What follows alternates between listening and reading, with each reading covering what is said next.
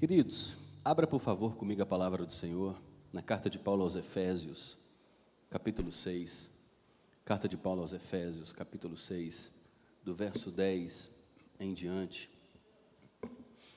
Carta de Paulo aos Efésios, capítulo 6, do verso 10 em diante.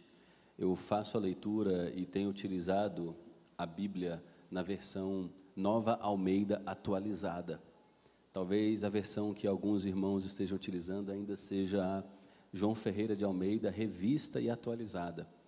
Mas em novembro de 2017, a Sociedade Bíblica do Brasil fez uma atualização na versão bíblica, tornando a linguagem mais acessível ao nosso tempo.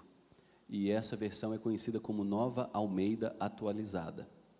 Efésios 6, do verso 10 em diante, diz-nos assim, esta que é a palavra do Senhor.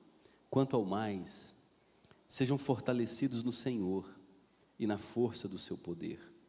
Vistam-se com toda a armadura de Deus, para poderem ficar firmes contra as ciladas do diabo, porque a nossa luta não é contra sangue e carne, mas contra os principados e as potestades, contra os dominadores deste mundo tenebroso, contra as forças espirituais do mal nas regiões celestiais. Por isso, porque a nossa luta é contra forças espirituais do mal, peguem toda a armadura de Deus, para que vocês possam resistir no dia mau, e depois de terem vencido tudo, permanecerem inabaláveis. Portanto, fiquem firmes, cingindo-se com a verdade e vestindo a couraça da justiça.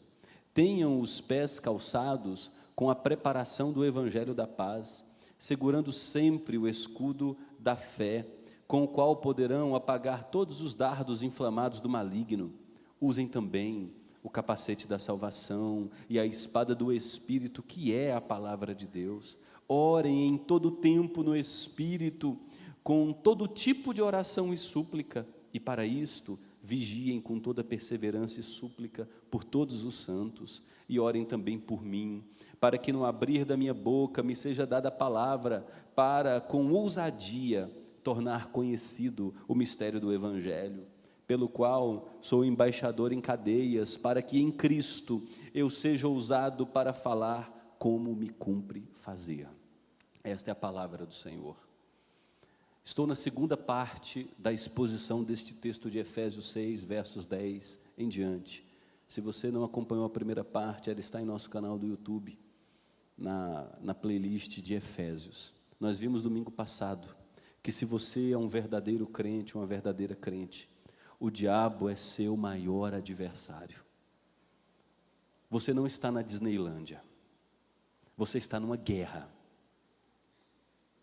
Nesta guerra, não pode existir indiferença, porque a indiferença, a mornidão, a apatia, custará a sua vida. Paulo diz, fortaleça-se no poder de Deus, porque a nossa luta não é contra a sogra, contra o marido, contra a esposa, contra as dificuldades do trabalho, contra pessoas de carne e osso. Nossa luta é contra principados e potestades, contra dominadores deste mundo tenebroso. Paulo deixa muito claro que há uma mente maldita, uma mente maligna, por trás de boa parte das negociatas humanas.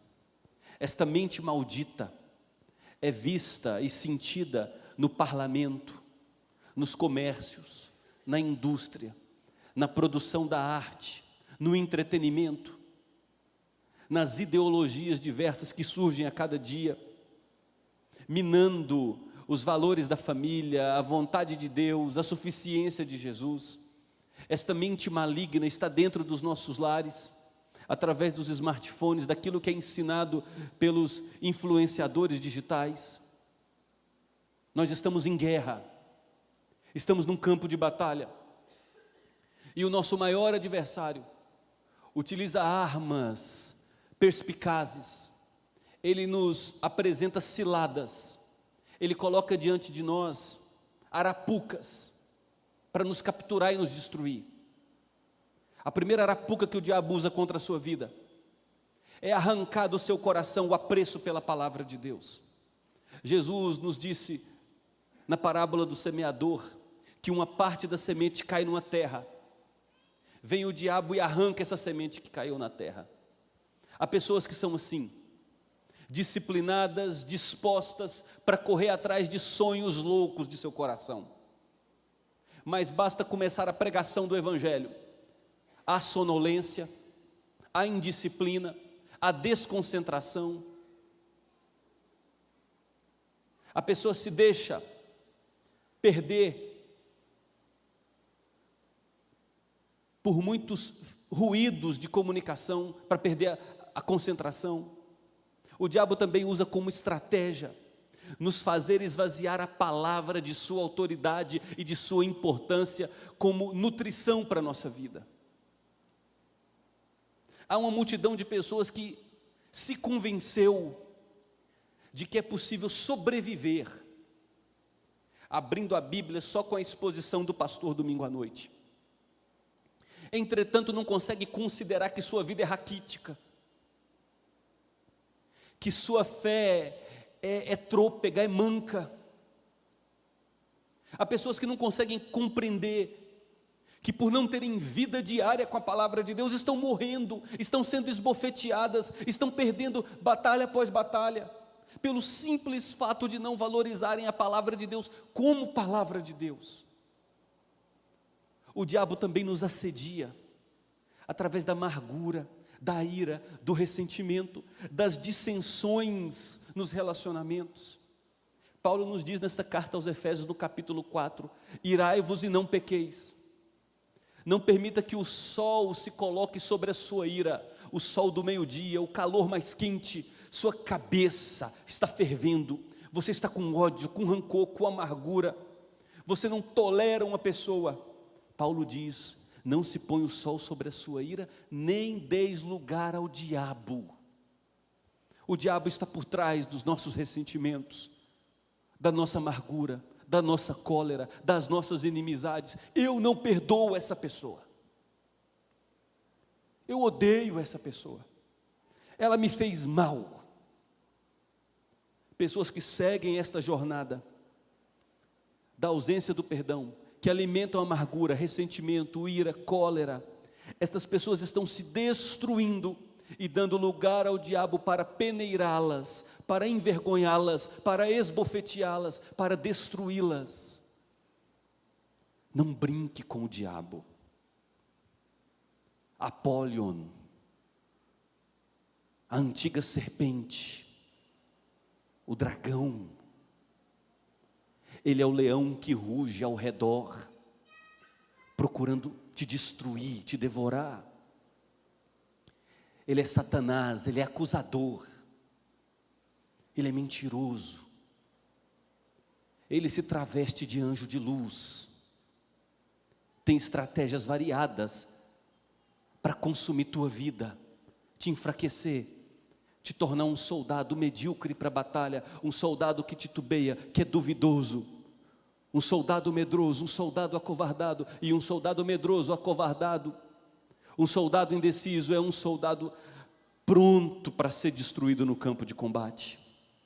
Há uma multidão de crentes que não consideram que nós vivemos num campo de batalha, uma guerra infernal.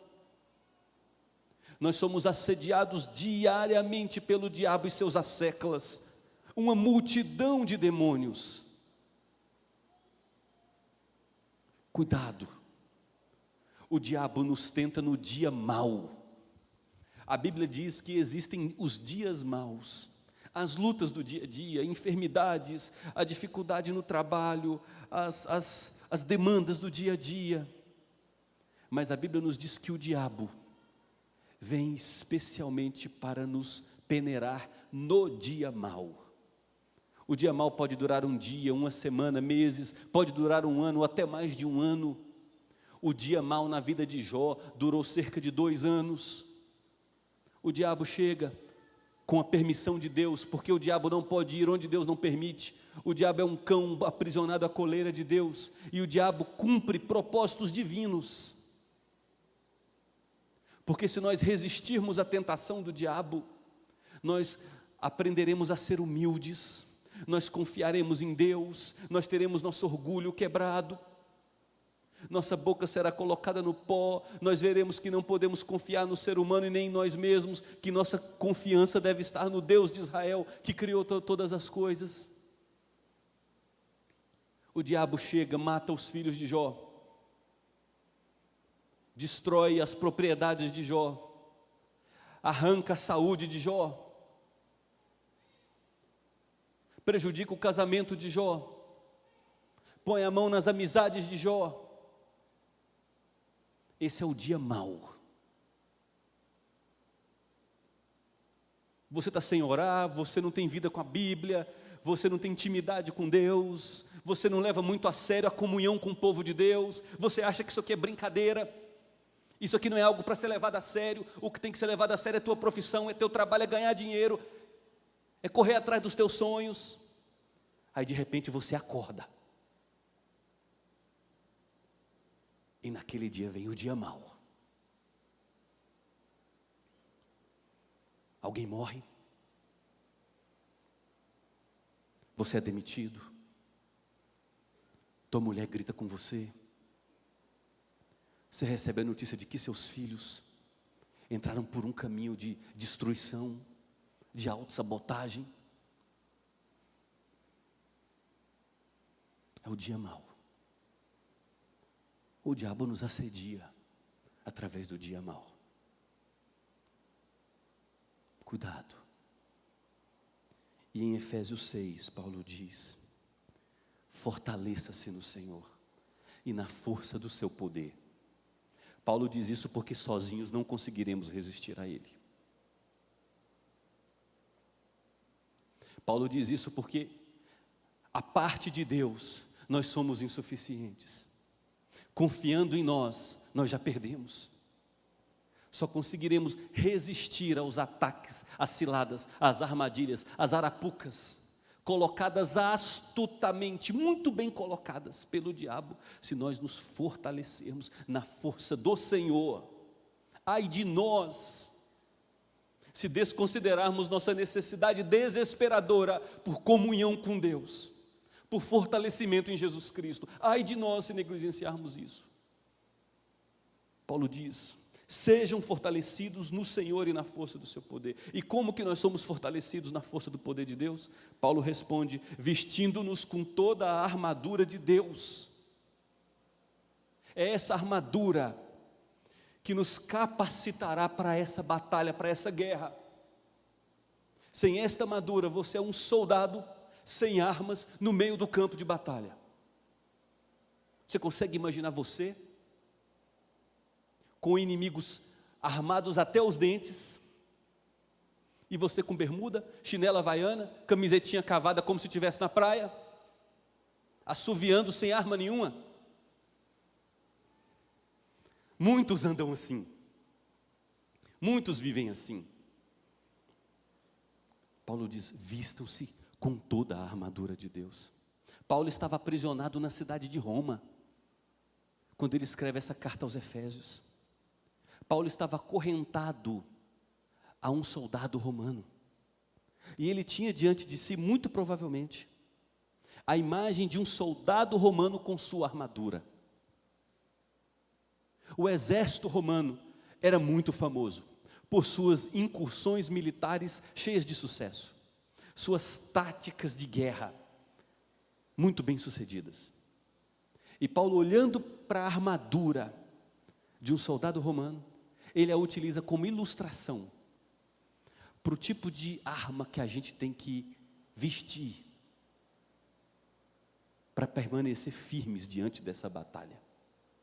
E no versículo 14, Paulo diz: portanto, fiquem firmes. Em primeiro lugar, como é que nós ficamos firmes? Cingindo-se com a verdade. O primeiro acessório da armadura é o cinturão do soldado romano. O cinturão cobria todo o abdômen. Ele era fundamental para amarrar a couraça e fundamental como suporte para colocar a espada e o escudo menor. Paulo diz: coloque o cinturão da verdade.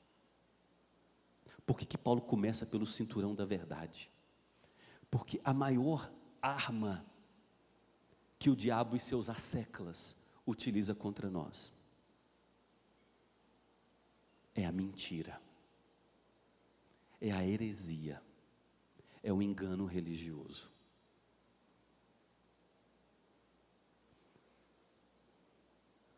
O diabo pode dar prosperidade financeira, o diabo pode dar saúde para muitos, e há muita gente próspera financeiramente, marcada por saúde, atribuindo a Deus uma dádiva que quem concedeu foi o diabo, porque esta prosperidade se tornou maldição em sua vida.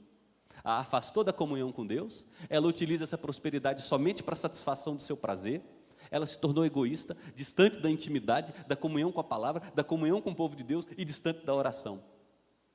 Mas essa não é a maior arma que o diabo utiliza. A maior arma que o diabo utiliza contra mim e contra você é a mentira. Ele é o pai da mentira. A primeira tentação do diabo começou assim: é verdade que Deus disse, Eva? Saiba que Deus é mentiroso. Ele não quer que vocês tenham prazer, porque Ele sabe que no dia que vocês comerem, vocês se tornarão como Ele, deuses. Ele é o pai da mentira. E Jesus disse que só há uma maneira da gente combater o pai da mentira: e conhecereis a verdade, e a verdade vos libertará. E nós vivemos um período da história onde, se você não conhecer a verdade e não se radicalizar na verdade, você será destruído. Mantenha Efésios capítulo 6 aberto e vá para a segunda carta de Paulo a Timóteo. Está depois de Efésios. Esta carta foi a última escrita por Paulo. Em 2 Timóteo capítulo 4, Paulo faz uma exortação, um apelo ao jovem pastor Timóteo, que estava pastoreando a igreja na cidade de Éfeso nessa ocasião. E em 2 Timóteo capítulo 4, Paulo diz: Timóteo, diante de Deus e de Cristo Jesus, esse Jesus Cristo vai julgar vivos e mortos, pela sua manifestação e pelo seu reino. Jesus voltará e trará seu reino de glória. Por conta disso, Paulo diz: eu peço a você, com insistência, pregue a palavra, fique na palavra de Deus, insista, quer seja oportuno, quer não, corrija, repreende, exorte com toda a paciência e fidelidade bíblica que é doutrina. E olha o que Paulo nos diz no verso 3: pois virá o tempo em que as pessoas não suportarão a sã doutrina. As pessoas não suportarão a verdade. Pelo contrário, se rodearão de mestres, segundo as suas próprias cobiças, como que sentindo coceira nos ouvidos, se recusarão a dar ouvidos à verdade. As pessoas se entregarão às fábulas, aquelas historinhas que a gente inventa para as crianças, cheias de enfeites, fábulas. Paulo diz que as pessoas acreditarão nas fábulas, mas se recusarão a acreditar na palavra de Deus. E aí Paulo olha para Timóteo no verso 5 e diz: mas você seja sóbrio em todas as coisas, suporte as aflições, faça o trabalho de um evangelista, cumpra plenamente o seu ministério. Paulo está dizendo: quem não gostar da verdade, se entregará às fábulas. E como nós estamos rodeados por pregadores da mentira, por profetas que semeiam engano no meio da igreja de Jesus. Profetas que dizem: a Bíblia não é autoridade absoluta de Deus, ela precisa ser atualizada. A Bíblia não é inerrante. Só porque a Bíblia tem 3 passagens que condenam nossa sexualidade às avessas, a gente vai rejeitar estas pessoas? Nós precisamos reinterpretar a Bíblia, para que pessoas de múltiplas expressões de sexualidade sejam recebidas com amor. Nós temos que adaptar a Bíblia para que as pessoas gostem dela. Há tantos profetas assim.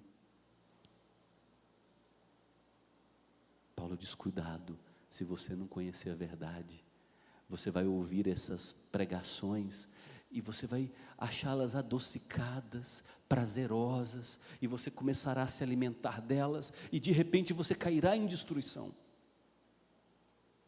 Volte algumas páginas antes de 2 Timóteo e abra 2 Tessalonicenses. Antes de 2 Timóteo, antes de 1 Timóteo, aí tem 2 Tessalonicenses. Paulo nos fala sobre o retorno de Jesus, mas antes de Jesus retornar para estabelecer o seu reino, haverá o homem da iniquidade, o enganador.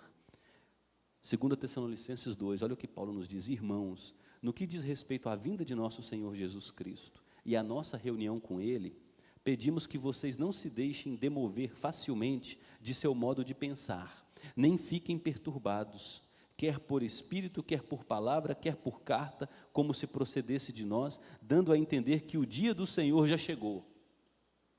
Havia um grupo de líderes do primeiro século, dizendo que Jesus já havia vindo, misteriosamente, e que aquela igreja estava vivendo uma grande mentira.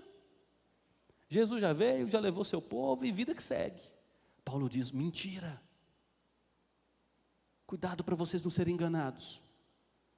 E aí no versículo 3, Paulo explica: ninguém, de modo nenhum os engane, porque isto não acontecerá, o retorno de Jesus, sem que primeiro venha a apostasia. Apostasia é uma multidão abandonar a fé verdadeira. E seja revelado o homem da iniquidade, que é o filho da perversão, o filho da perdição. Quem é esse homem da iniquidade, o filho da perdição? Paulo diz: ele é alguém que se opõe e se levanta contra tudo que se chama Deus ou é objeto de culto. Ele será tão influente que se assentará no santuário de Deus, apresentando-se como se fosse o próprio Deus. Este homem se assentará no trono da humanidade, receberá culto e adoração, porque as pessoas se recusaram a ouvir a verdade, se entregaram às fábulas e elegeram um falso Messias para si, que é o anticristo. A mentira cegará as pessoas, o engano conquistará o coração das pessoas.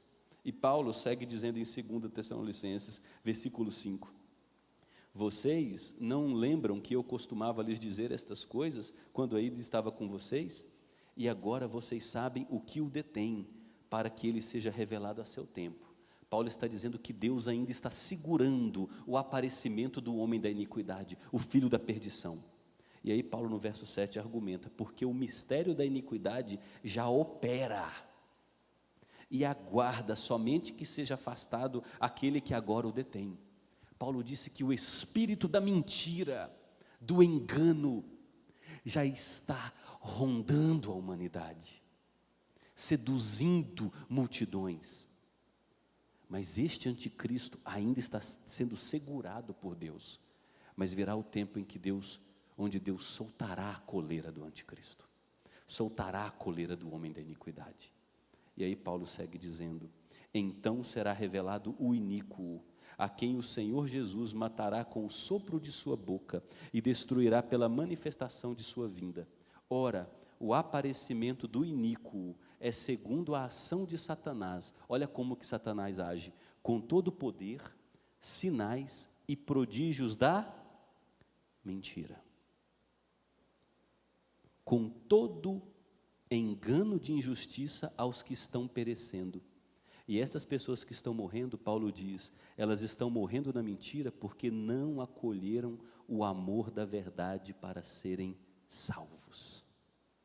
E porque as pessoas não quiseram abraçar a verdade para serem salvas, no versículo 11 Paulo diz: é por este motivo que Deus lhes envia a operação do erro, para darem crédito à mentira, a fim de serem condenados todos os que não creram na verdade, mas tiveram prazer na injustiça, que é sinônimo de mentira.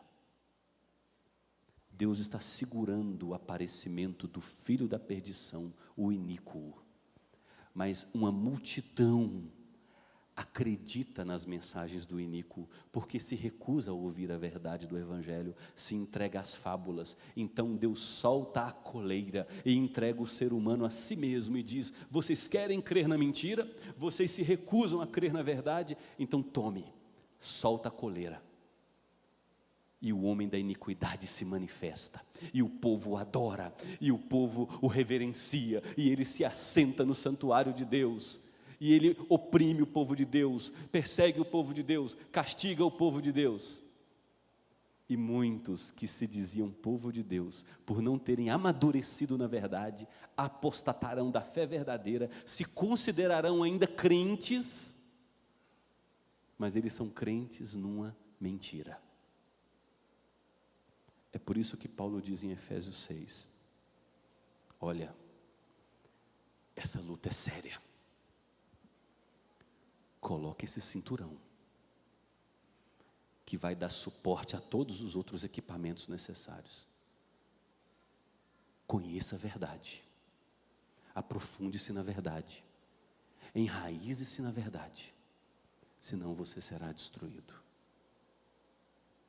O segundo elemento da armadura ainda está em Efésios 6, verso 14, vestindo a couraça da justiça. A couraça é de ferro, e ela protege os peitos, protege o coração, protege órgãos vitais. E Paulo diz, é fundamental que nós nos vistamos com a couraça da justiça. Que justiça é essa? É a justiça conforme revelada no Evangelho. Deus enviou o seu Filho, nascido de mulher, viveu vida perfeita, nunca pecou. E Jesus sobe até o maldito Calvário, e ali no maldito Calvário, Jesus é feito maldição em nosso lugar. Nossos pecados são lançados sobre Jesus Cristo. Toda a taça da ira de Deus que cairia sobre todos nós é lançada em Jesus Cristo. E quando nós olhamos para Jesus Cristo e rendemos nossas vidas a Ele, nós somos justificados pela fé. Deus realizou a sua justiça através de Jesus Cristo, o sacrifício perfeito no lugar do pecador. Então é fundamental que nós coloquemos a couraça para proteger nosso coração e órgãos vitais. E que couraça é essa? Eu fui salvo pela obra do meu Senhor Jesus Cristo. Ele me substituiu, eu estou nele para todo sempre. Ninguém me arrancará de suas mãos amorosas e poderosas, porque o sacrifício dele foi perfeito. Deus é justo e Deus me justificou quando assassinou o meu pecado na pessoa de seu Filho Jesus Cristo. Conheça o Evangelho, conheça a justificação pela fé. Ser humano algum consegue se salvar, ser humano algum consegue oferecer uma vida irrepreensível diante de um Deus infinitamente santo, santo, santo, santo. Diante de Deus, nossas melhores obras não passam de trapo de imundícia. Todos nós somos condenáveis aos olhos de um Deus santo, e é fundamental que esse Deus santo tenha sua ira consumada, e sua ira é consumada através do sacrifício perfeito, do Filho perfeito, nosso Senhor Jesus Cristo. E quando nós olhamos para o sacrifício desse Jesus, o Filho perfeito, que ofereceu vida perfeita e obra perfeita, nós somos justificados, alcançados pela justiça de Deus. Revista-se com a couraça da justiça, ela é presa ao cinturão da verdade. Se você não prender a justificação ao cinturão da verdade, você não compreenderá a mensagem principal da Bíblia. A mensagem principal da Bíblia é que todos pecaram e carecem da glória de Deus. E nós só somos reconectados a Deus, só somos feitos filhos de Deus por meio da justiça de Deus realizada em Jesus Cristo. A parte de Jesus e de sua obra, não há salvação para ninguém. É por isso que o povo de Deus será perseguido, porque o povo de Deus dirá: Maomé não salva, Allan Kardec não salva, aqueles que adoram imagens feitas de barro, de metal, de ouro, não são salvos, porque os ídolos têm boca, mas não fala, têm olho, mas não vê, têm ouvido, mas não ouve, têm mão, mas não apalpam, são inúteis para promover algum bem ao ser humano. Aqueles que adoram a santos como mediadores, aqueles que adoram Maria, que é uma pessoa fundamental no cristianismo, a mãe do nosso Senhor Jesus Cristo, estão incorrendo no erro religioso. A primeira arma do diabo é a mentira, é a heresia, é o engano. Fora da obra perfeita de Jesus Cristo, não há justiça, não há justificação. Paulo segue dizendo que nós precisamos ainda no versículo 15, tenham os pés calçados com a preparação do evangelho da paz. O soldado romano, para ir para o combate, precisava colocar uma espécie de uma sandália presa em muitas fitas de couro. Embaixo o solado era um couro grosso, ainda não havia desenvolvido a borracha. Por que era fundamental se preparar para o combate, calçando essa sandália com couro grosso? Porque os inimigos colocavam no terreno objetos pontiagudos. Quem ia descalço já sofria ferimentos gravíssimos e seria uma presa fácil. E o que significa calçar os pés com o evangelho da paz? O evangelho nos diz que por conta da obra perfeita de Jesus Cristo, Deus está em paz conosco. O último cântico que entoamos é Romanos 8. Quem nos separará do amor de Cristo? Será tribulação, angústia, perseguição, fome, nudez, perigo ou espada? Altura, profundidade, coisas do presente ou coisas do porvir? Nem a morte, Paulo diz, pode nos separar do amor de Deus, porque o amor de Deus por nós está em Cristo Jesus. Sabe por que é importante calçar os pés com o evangelho da paz? Porque o diabo vai te assediar. Esse pecado que você pratica recorrentemente, tua vida é uma vergonha. Você é um crente sem vergonha. Você já fez tantos compromissos diante de Deus e você não cumpre nenhum. Você começa bem, mas rapidamente você deixa. Você tinha que ter vergonha de ser o crente que você é. O diabo. Você não vale nada. Se você não calçou o evangelho da paz, estes objetos pontiagudos vão te ferir.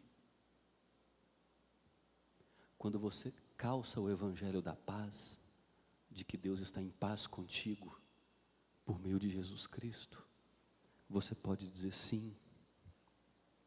Eu caio frequentemente em pecados vergonhosos. Sim, eu não sou o crente que devia ser. Sim, eu posso até não valer nada, mas a minha justiça não está em mim, está em meu Jesus, no Jesus que me amou, que me salvou e que me tornou aceitável aos olhos do Pai. Eu fui acolhido gratuitamente por esse Pai.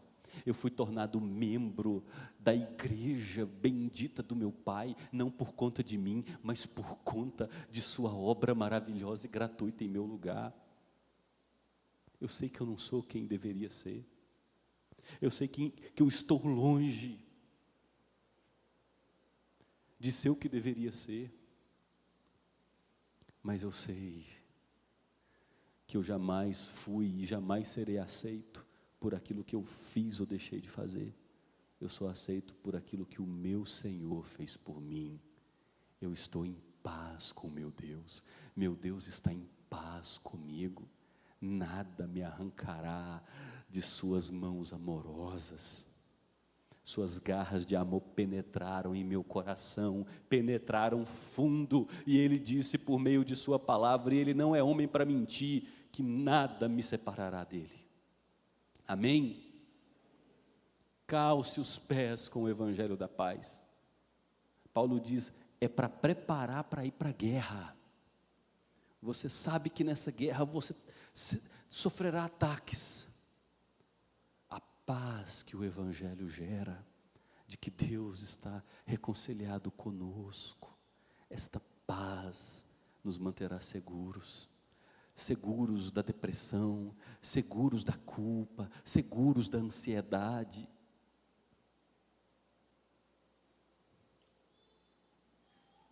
Paulo ainda diz no verso 16: segurando sempre o escudo da fé. A palavra escudo aqui no original é a palavra que nós utilizamos hoje para porta. Alguns soldados romanos tinham um escudo menor, para dar mais flexibilidade na batalha, mas outros utilizavam o escudo maior, parecia uma porta mesmo. Juntava um soldado, outro ao seu lado. Talvez você já tenha visto filmes ambientados, onde eles formam uma espécie de uma proteção, onde os dardos inflamados vêm e não conseguem penetrar aquela proteção por conta dos escudos grandes. E Paulo diz: sabe como é que a gente se defende dos dardos inflamados, das setas incendiárias do diabo e de seus asseclas? É levantando sempre o escudo da fé. Talvez você diga: então isso é fácil, eu tenho fé. Mas a pergunta que você tem que fazer é: qual é o teor da sua fé?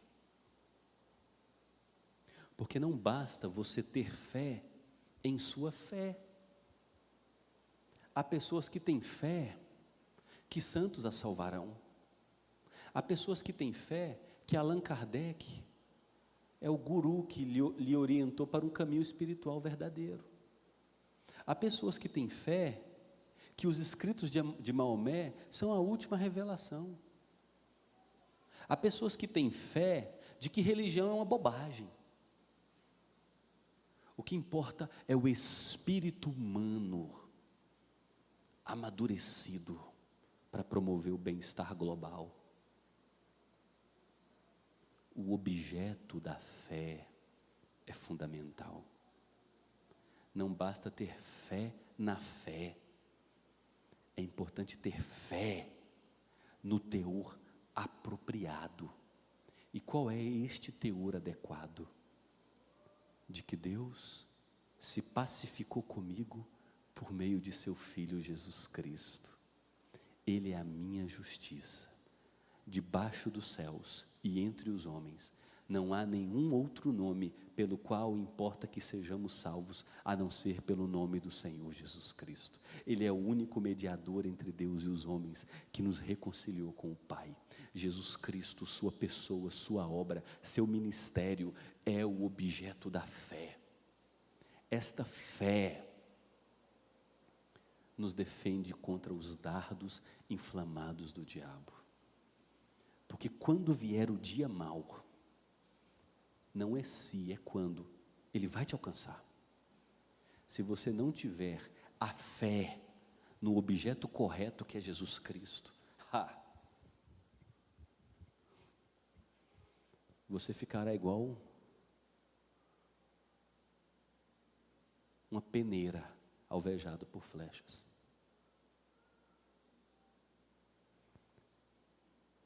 A mulher de Jó disse: sua vida virou uma desgraça.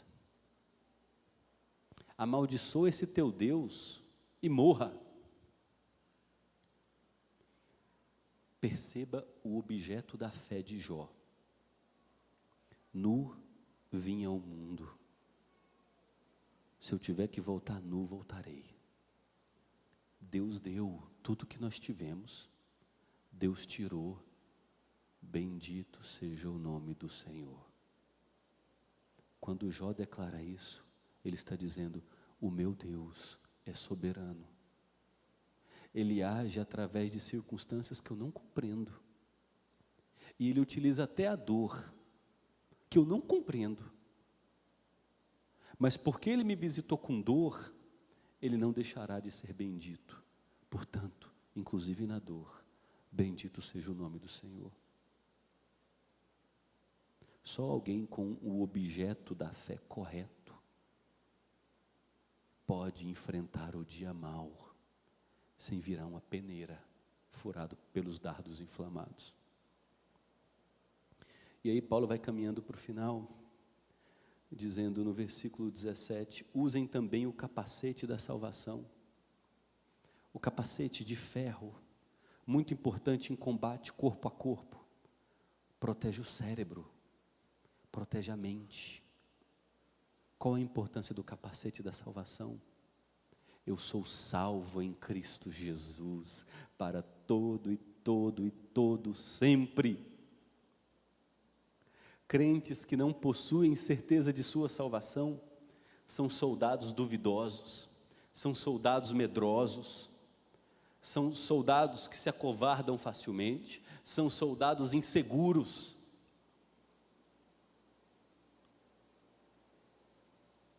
Você que está sentado aqui, cultuando a Deus nesta noite, possui certeza da sua salvação?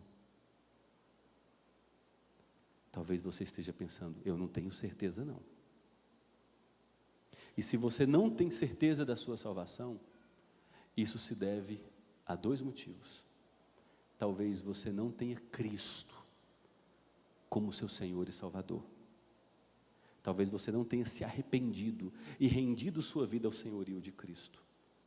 Se isso não aconteceu, eu convoco você a se render ao senhorio de Jesus, porque Deus é seu inimigo. Paulo nos diz: se Deus é por nós, quem será contra nós? E imagina se Deus for contra nós. Se Cristo não é nosso Senhor e Salvador, Deus é nosso inimigo, é contra nós, e nós precisamos nos reconciliar com Ele. A segunda razão, caso você não tenha certeza da sua salvação, é que você acredita que a sua salvação depende de sua performance, depende de você, de suas boas obras, de suas aptidões ou de sua santidade pessoal. Isso é uma heresia, é um engano religioso. Porque nós podemos ter certeza da nossa salvação? Porque eu tenho certeza da minha salvação? Porque não fui eu quem me salvei, foi o meu Senhor Jesus que derramou sangue perfeito para me salvar. Ele enviou o seu Espírito Santo para colocar fé em meu coração. Ele rasgou meu peito no dia 5 de março do ano 2000, às 9h25 da noite, arrancou meu coração de pedra, colocou em mim um coração de carne, um coração novo, que pudesse responder à pregação do Evangelho. Eu nunca me salvei, eu nunca contribuí com nada da obra da minha salvação, tudo foi realizado pelo meu Deus, início, meio e fim. Ele me escolheu antes da fundação do mundo, Ele enviou Jesus Cristo para derramar sangue perfeito, Ele enviou o Espírito para me convencer do pecado, da justiça e do juízo, Ele me deu fé para que eu pudesse crer, e Ele garantiu que me conduzirá todos os dias até o fim, me levando em segurança para o verdadeiro lar. Talvez você diga: ter certeza da salvação seja presunção, vaidade, orgulho. Não. Presunção, vaidade é você acreditar que a salvação depende de você. É você brincar com a salvação como se fosse um trevo de 4 folhas. Agora eu me sinto santo, bem me quer. Agora eu pequei, Deus mal me quer. Não. Deus é o autor e consumador da minha fé. E um soldado que tem a convicção da salvação, que tem o capacete da salvação, ele se torna corajoso, ele se torna confiante, ele se torna convicto do reino a que pertence, da pátria que representa, e ele luta por essa pátria.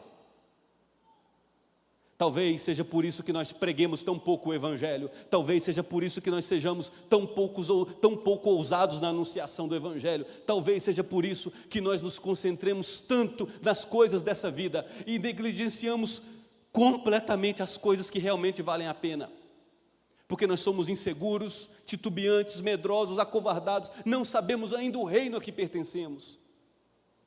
Soldados que sabem de que lado estão, a quem pertencem, o reino por quem lutam, eles se tornam corajosos. Agora a pessoa que não tem certeza de nada: eu não sei se eu sou salvo, duvidoso, medroso, inseguro. Você sabe o que acontece com um soldado duvidoso, inseguro, medroso? Por isso que Paulo diz: ponha o capacete da salvação. Você foi salvo pela obra gratuita de Deus em Cristo Jesus. Você pertence à pátria celestial. Você foi feito cidadão dos céus. Assuma a sua bandeira. Vista a camisa. Vista a camisa. Entre nessa guerra com sangue nos olhos, com unhas e dentes. Lute por seu país, por sua pátria celestial, com coragem, pregando o Evangelho, amando pessoas, servindo pessoas, anunciando a salvação. E por fim, Paulo diz, no verso 17, usem a espada do Espírito, que é a palavra de Deus. Palavra de Deus é a espada espiritual. Salmo 119 nos diz que por meio desta palavra os caídos são revigorados. A orientação, a vida, a prazer. Esta palavra do Salmo 119 nos diz que a pessoa que aprecia essa palavra se torna sábia, amadurece, pode ser jovem, mas se torna mais sábio que os idosos. O Salmo 1 nos diz que a pessoa que aprecia esta palavra, que medita nesta palavra, que conhece esta palavra, que deixa esta palavra se apropriar da vida dela, é como árvore plantada junto à corrente das águas, suas folhas nunca murcharão e no tempo certo dará frutos. Qual a sua intimidade com esta palavra?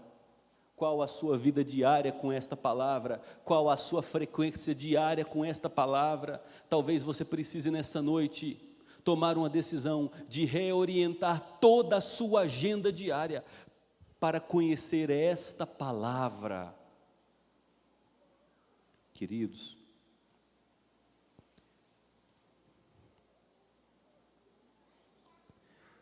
nós estamos em guerra. Você está entendendo isso? Em nome de Jesus, você está entendendo isso? O diabo é teu inimigo. Ele não descansará enquanto não destruir você. Você vai sem espada para a guerra, sem arma. A arma de ataque. Todos os elementos da armadura são de defesa: sandália, cinto, couraça, capacete e escudo. Só um elemento é de ataque: a espada. E como é que você vai atacar? Palavra. Jesus foi tentado 40 dias e 40 noites pelo diabo. E como ele resistiu? Está escrito, está escrito, está escrito, está escrito, está escrito. Se você, homem, é assediado por uma mulher em seu trabalho, está inclinado a cair no pecado, ou deseja resistir a esta tentação, qual texto bíblico você pode dizer: eu resistirei porque está escrito? Você começou teu namoro agora, e o nosso namoro,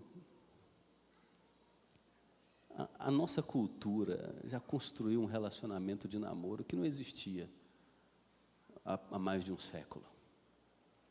Os pais acordavam com quem seus filhos iam se casar, e as pessoas sabiam que casamento, as pessoas não se casavam porque amavam a outra, as pessoas se casavam para aprender a amar uma a outra, porque amor não é esse sentimento infanto-juvenil em que a gente crê. Amor é um compromisso de construir uma vida juntos. Aí a gente culturalmente já pode, né, namorar 3, 4, 5, 6 anos, sem compromisso de casamento, sem nada, sem data marcada. Umas crianças que estão na 7ª série já acham que podem namorar. E aí vocês estão tentados. Qual texto bíblico você pode citar sobre a santidade do teu corpo, sobre sexo antes do casamento? Você está sendo assediado no trabalho, a mentir, dizer que contratou por tanto, quando na verdade foi por tanto. Ou a enganar na declaração.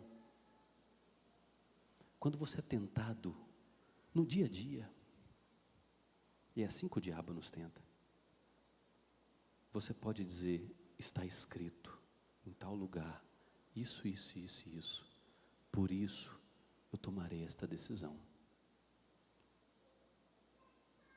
O profeta Oséias disse, o meu povo morre, porque lhes falta conhecimento. O diabo é o pai da mentira. A maior arma dele é o engano religioso, é o engano doutrinário, é a mentira de um modo geral. Aproprie-se da palavra.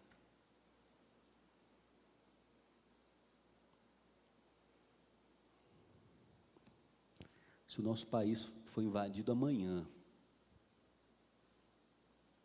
soldados armados até os dentes, tanque de guerra, na rua do teu bairro, eu quero perguntar para você, a tua rotina seria a mesma da que foi na semana anterior? Ou você viveria em guerra? Se prepararia para esse combate? Nós estamos numa guerra muito mais pesada. E aí Paulo diz que para a gente tomar a armadura de Deus, todo dia, o tempo todo, porque essa expressão que ele usa, em todo o tempo, nós precisamos, no versículo 18, orar em todo o tempo no Espírito, com todo tipo de oração e súplica. Se a gente não orar o tempo todo, nós não vamos aguentar. E é todo tipo de oração, é intercessão, é agradecimento, é confissão de pecados, é louvor a Deus, é exaltação ao nome de Deus, é todo tipo de oração, é orar em todo o tempo.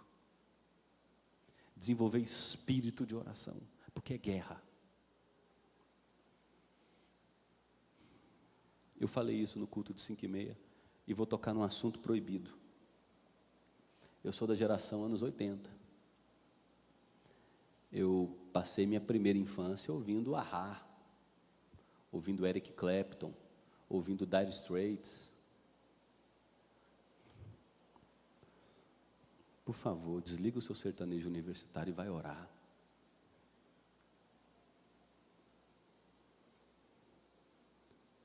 Por favor, você está em guerra.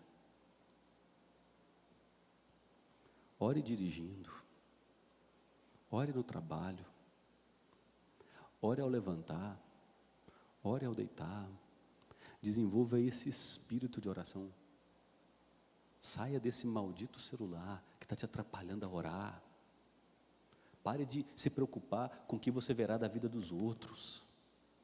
É guerra, ore. Paulo diz, não sou eu, é a palavra do Senhor. E ela não precisa de mudanças, de acréscimos, de reinterpretações. A palavra do Senhor diz, orem em todo o tempo no Espírito, com todo tipo de oração. E para isto vigiem com toda perseverança e súplica por todos os santos. Ore por vocês e ore pelos irmãos em Cristo. Santos aqui significa o povo de Deus. Por que eu tenho que orar pelos meus irmãos na fé? Porque eu sou um soldado que está com escudo à porta. Estou me protegendo do dardo inflamado. Só que se vier um dardo na minha lateral, eu não tenho proteção. Eu preciso de outro soldado, eu preciso do Ele aqui com escudo. O Ele precisa do Wellington aqui com escudo. O Wellington precisa do Elmes aqui com escudo. Nós precisamos montar essa proteção para resistirmos aos dardos inflamados do diabo. Ore em todo o tempo e ore pela igreja, pelos seus irmãos em Cristo. Porque se o teu irmão está fraco, ele deixou um flanco frágil, e tua vida vai ser colocada em risco também. Se um sente, os outros sentem. E Paulo sabia que precisava de oração também. Ele vai terminando a carta dizendo no verso 19, e orem também por mim. Eu preciso de oração. Eu estou nessa batalha, eu estou nessa guerra. Ore por mim, para que no abrir da minha boca me seja dada a palavra, para com ousadia tornar conhecido o mistério do Evangelho. pelo qual sou embaixador em cadeias, para que em Cristo eu seja ousado para falar como me cumpre fazer. Paulo pede oração à igreja. E sabe qual é a oração que Paulo não faz? Você sabe qual é a oração que Paulo não pede para a igreja fazer? Paulo não pede: orem para que eu seja libertado da prisão.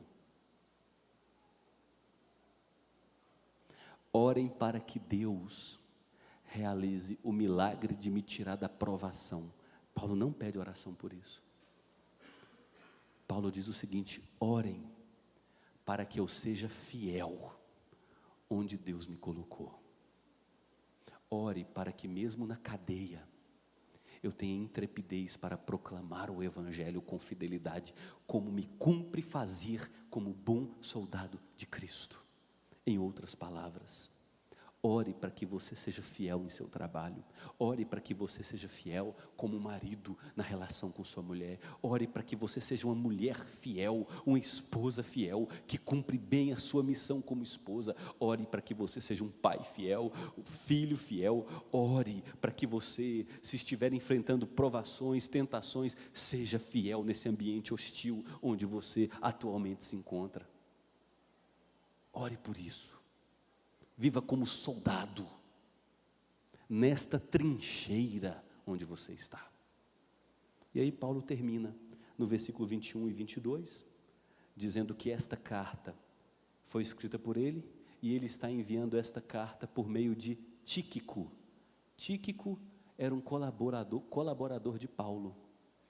Paulo está enviando esta carta por meio de Tíquico, que chegou na cidade de Éfeso, leu esta carta, e agora esta carta seria levada por Tíquico a outras igrejas em cidades circunvizinhas à cidade de Éfeso. E aí Paulo conclui nos versos 23 e 24, desejando a paz e a graça de Deus a esta igreja.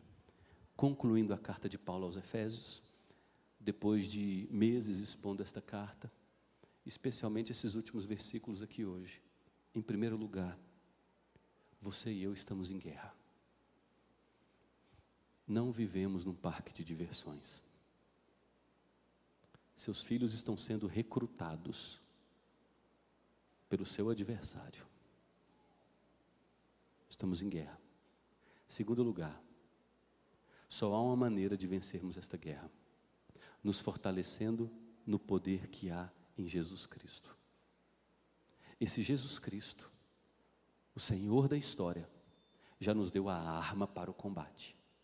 A arma é o Evangelho, é a pessoa de Jesus, a obra de Jesus, a vitória de Jesus. Portanto, num certo sentido, nós já somos vitoriosos nessa campanha, porque Jesus venceu o diabo. Aproprie-se de Jesus Cristo, conheça Jesus Cristo, conheça a palavra de Deus, leia a palavra de Deus, desfrute de alegria da comunhão que vem com a palavra de Deus e desenvolva a vida de oração. Lembre-se disso: se amanhã um tanque de guerra parasse na porta da tua casa, de um país que se declarasse o nosso inimigo, teu jeito de pensar, teu jeito de agir, teus planos para o futuro seriam mudados num instante. Nós estamos em guerra. Não é brincadeira. Nossa guerra não é contra carne e sangue, mas contra principados e potestades, contra dominadores deste mundo tenebroso.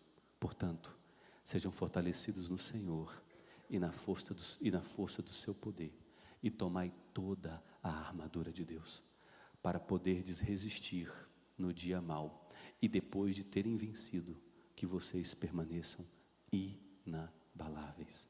Esta é a palavra do Senhor. Amém.